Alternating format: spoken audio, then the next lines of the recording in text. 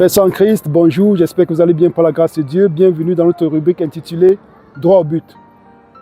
Donc aujourd'hui, nous allons essayer d'apporter un élément de réflexion en ce qui concerne Abraham, notre Père, et de façon plus précise, la dîme.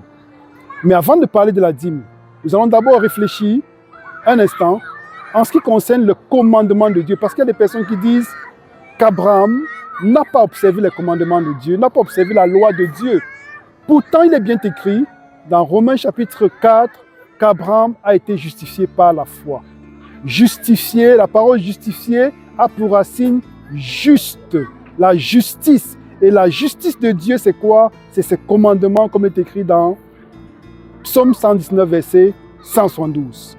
Et nous voyons bien que selon Romains chapitre 2, verset 13, il est écrit « Nul ne sera justifié parce qu'il écoute, seulement parce qu'il écoute la parole de Dieu, mais parce qu'il la met en pratique. » Donc Abraham n'a pas pu être justifié juste parce qu'il a écouté la parole de Dieu, mais parce qu'il a mis en pratique. Donc il a été justifié par la foi. C'est une foi qui est en action.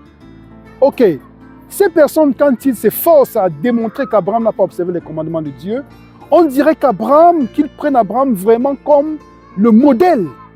Si Abraham est vraiment le modèle, en utilisant la même logique, appliquons-le à la dîme. Si nous allons ensemble dans Genèse chapitre 14, nous remarquons qu'Abraham a donné la dîme à Melchizedek.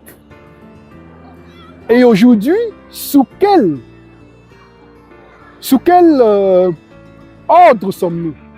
Sous l'ordre de Lévi ou de Melchizedek? Plusieurs répondront sous l'ordre de Melchizedek.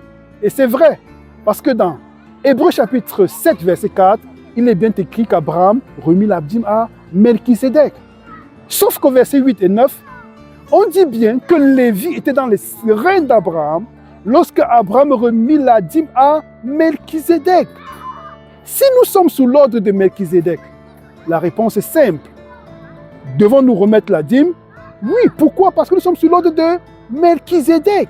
Donc, si les détracteurs prennent la loi de Dieu, ou bien s'efforcent de démontrer qu'Abraham n'a pas observé la dîme, ou n'a pas observé les commandements de Dieu dans le sens où, comme si on leur démontrait qu'Abraham avait observé les commandements de Dieu, ils observeraient le commandement de Dieu, nous avons utilisé la même logique pour pouvoir faire comprendre que s'ils sont logiques, qu'ils l'appliquent aussi dans la question de la dîme. Donc, si Abraham, notre Père dans la foi, faisons de même qu'Abraham, ou bien agissons de même qu'Abraham aussi a agi, c'est-à-dire à remettre la dîme à Melchizedek. Nous vous invitons dans notre série que nous avons fait sur la dîme et aussi sur le souverain sacrificateur, parce qu'aujourd'hui, il a aussi dit que nous tous, nous sommes souverains sacrificateurs. On n'a pas besoin d'église, on n'a pas besoin de loi, on n'a pas besoin de dîme, on n'a pas besoin de règles. Mais, que dit la parole de Dieu? À très bientôt dans notre série, par le mérite de Jésus-Christ, notre Seigneur et Sauveur. Amen.